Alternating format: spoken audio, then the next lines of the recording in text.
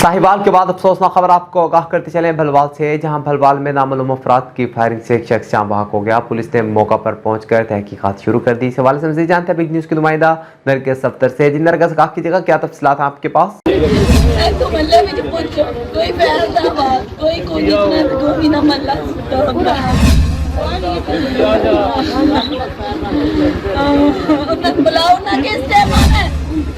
इतने तमाशा बनाते फिर मुल्क मेरा खलो के जल्दी वरना मैं मंजी ने पा के ले रहना है। मैं किसी का कोई डर नहीं है। डर मेरे बहन केड़ा है बाजियां होना वो हो किंदा बच्चा तो कोई।